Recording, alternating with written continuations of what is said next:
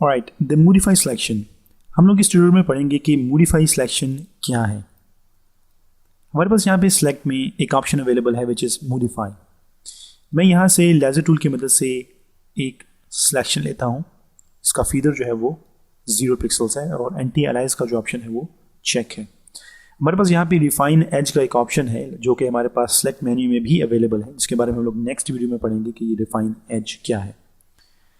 मैंने यहाँ पे एक सिलेक्शन ली है और मैं मॉडिफाई में जाऊँगा, लेकिन इससे पहले मैं आपको बताता चलूँ कि मॉडिफाई में हमारे पास बहुत से ऑप्शन अवेलेबल हैं, जैसे बॉर्डर है, स्मूथ है, एक्सपेंड है, कॉन्ट्रैक्ट है और फीदर है। तो हम लोग यहाँ से सबसे पहले बॉर्डर करेंगे। मैं बॉर्डर पे क्लिक करूँगा। बॉर्डर पे क्लिक करते ही मेरे पास यहाँ पे एक छोटी सी विंडो ओपन हुई है जिसके अंदर मैं विड्थ इंटर कर सकता हूँ और उसको मैं ओके या कैंसिल कर सकता हूँ। हमारे पास यहाँ पे जो सिलेक्शन है उसका इस वक्त कोई बॉर्डर नहीं है। अगर मैं इस सिलेक्शन को फिल करना चाहूँ तो मैं ऑल्ट बैक स्पेस से इसको फिल कर सकता हूँ और कंट्रोल बैक स्पेस से मैं इसका जो बैकग्राउंड कलर है उसको भी मैं फिल कर सकता हूँ।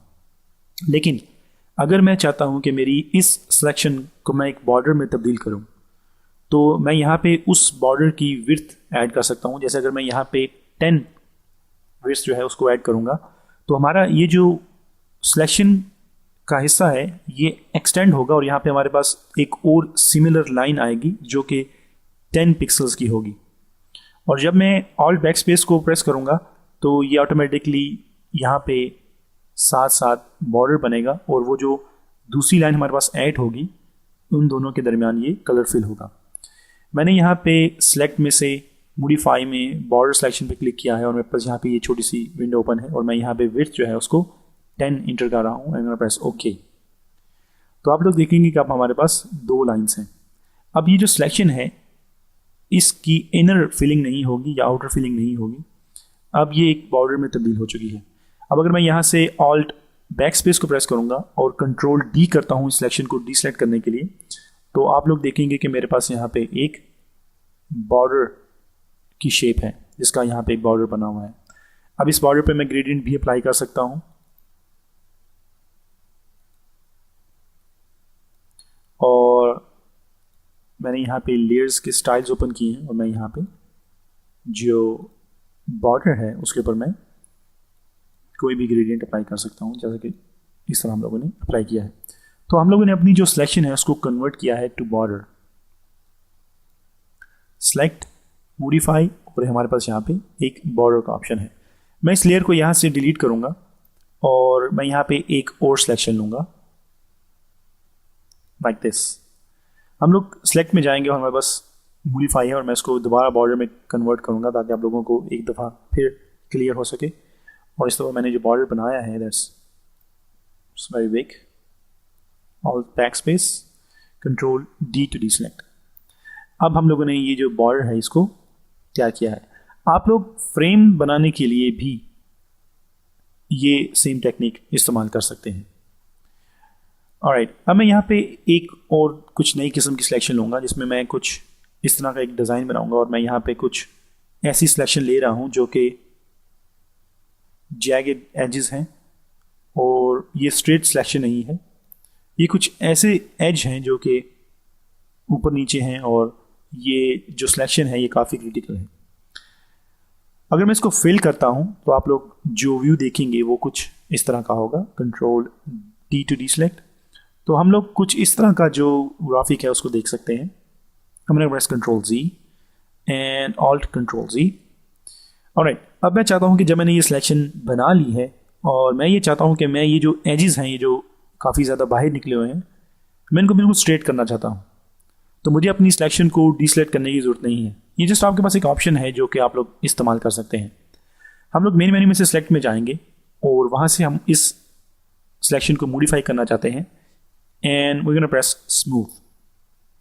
और मैं अपने आइडिया के मुताबिक इसमें जो स्मूथनेस है, इसके जो एजेस हैं जो हमारे पास यहाँ पे जैगेड एजेस हैं, मैं उनको स्मूथ करना चाहता हूँ by 15 pixel and I am gonna press okay. तो आप लोग देखेंगे कि ये जो एजेस हैं ये काफ़ी हद तक सीधे हो चुके हैं। और अगर मैं इसमें एक और दफ़ा यहाँ पे सेलेक्ट, मॉडिफाई और स्मूथ का ऑप्शन अप्लाई करता हूँ, आई am gonna press 10 right now and press okay, तो ये और भी सीधे होते जाएंगे। सो आप लोग अगर इसको ट्राई करते रहेंगे तो आप लोगों को ये जो एजेस हैं ये बिल्कुल सीधे नजर आएंगे। तो हमारी जो सिलेक्शन होती है, जो कि हम लोग बड़ी सिलेक्शन लेते हैं और उसमें बहुत से ऐसे एजेस होते हैं जो कि काफ़ी नुकीले होते हैं और आप लोग चाहते हैं कि आप उनको सीधा करें, लेकिन आप लोग अपनी सिलेक्शन को दोबारा ख़त्म नहीं करना चाहते, तो आप लोग यहाँ पे स्मूथ के ऑप्शन का इस्तेमाल कर सकते हैं। Control D to deselect. अब मैं यहाँ से एक और सिलेक्शन लेता हूँ और फर्ज कीजिए कि मैंने किसी भी ग्राफिक के इर्द गिर्द यहाँ पे सिलेक्शन ली है। जब मैं उसको कॉपी करता हूँ तो मुझे ऐसा लगता है कि उस ग्राफिक का जो हिस्सा है वो वहाँ से क्रॉप हो रहा है और मेरी जो सिलेक्शन है ये थोड़ी सी बड़ी होनी चाहिए थी। मेरी जो सिलेक्शन है ये करेक्ट नहीं है और उसको अगर ये 1 पिक्सल 2 पिक्सल ज़्यादा होती तो हो सकता है कि मुझे जो क्रॉपिंग है वो ज़्यादा अच्छी मिल सकती थी। तो मैं उसके लिए सिलेक्ट मेन्यू में जाऊँगा, मॉडिफाई में जाऊँगा और हमारे पास यहाँ पे एक्सपेंड का एक फंक्शन है। मैं इसको सिलेक्ट करता हूँ और मैं इसको 3 पिक्सल्स बड़ा करना चाहता हूँ एंड मैं प्रेस ओके। हमारे पास यहाँ पे ये जो बॉर्डर का ऑप्शन था, बॉर्डर और एक्सपेंड में फ़र्क ये है कि बॉर्डर से हमारे पास दूसरी लाइन बन जाती है और हम लोग उन दोनों लाइंस के दरमियान जो सिलेक्शन होती है उसको हम लोग फिल करते हैं। लेकिन एक्सपेंड से हम लोगों ने हमारी जो सिलेक्शन उसको एक्सपेंड किया है और उसको 2 पिक्सल्स 3 पिक्सल्स या अप टू यू कि आप लोग कितना उसको एक्सपेंड करना चाहते हैं, आप लोग उसको एक्सपेंड कर सकते हैं लाइक दिस। और आप लोग उसको फिल कर सकते हैं विद ऑल बैक स्पेस, या फिर आप लोग जो पैटर्न इस्तेमाल कर रहे हैं या हो सकता है आप लोग कोई ग्राफिक इस्तेमाल कर रहे हो तो आप लोग उसको फिल कर सकते हैं। इसी तरह अगर हम लोग सिलेक्शन लेते हैं और हमें ऐसा महसूस होता है कि हमारी ये जो सिलेक्शन है ये ज़्यादा है और हमें इसको कम करना चाहिए था, तो हम लोग सिलेक्ट, मॉडिफाई और कॉन्ट्रैक्ट में जाते हैं और यहाँ पे हम उसको 7 पिक्सल्स कम कर सकते हैं। So these are 2 options which are very useful for you guys कि अगर आप लोगों ने सिलेक्शन ले ली है और आप लोग अब आप उस सिलेक्शन को ख़त्म भी नहीं करना चाहते लेकिन आप उसको एडजस्ट करना चाहते हैं, तो हमारे पास ये जो सिलेक्शन की टूल्स अवेलेबल हैं, आप लोग इनका इस्तेमाल करके अपनी जो सिलेक्शन उसको परफेक्ट बना सकते हैं अपनी डिज़ायर्ड के मुताबिक। मैं दोबारा यहाँ पे सिलेक्ट में जाऊँगा, मॉडिफाई में जाऊँगा, हमारे पास जो लास्ट ऑप्शन है दैट्स फीदर। अगर मैं इस सिलेक्शन को फिल करता हूँ विद ऑल्ट बैक स्पेस तो आप लोग जो इसके एजेस देखेंगे वो काफ़ी हार्ड एजेस हैं। अगर आप इसको स्मूथ करना चाहते हैं, इनको बैकग्राउंड के साथ मिक्स करना चाहते हैं, तो आप लोग अपनी सिलेक्शन लीजिए और लेने के बाद उसको सिलेक्ट में जाइए और मॉडिफाई में से हम लोग फीदर पे क्लिक करेंगे तो हमारे पास फीदर का बॉक्स ओपन होगा जो कि हमारे पास यहाँ पे भी अवेलेबल है। अगर आप लोग लेज़र टूल से काम कर रहे हैं और आप लोग फीदर करना भूल गए हैं तो आप लोग सिलेक्ट, मॉडिफाई और दोबारा फीदर के ऑप्शन में से फीदर कर सकते हैं। ये ऑप्शन इसलिए अवेलेबल है कि अगर हो सकता है कि आप लोगों ने सिलेक्शन ले ली है और आप लोगों को फीदर करना था तो आप लोग उसको फीदर कर सकते हैं सिलेक्शन लेने के बाद भी। So this is how you can mix up your fill color with background. Control D to deselect the selection and you can even move your graphic.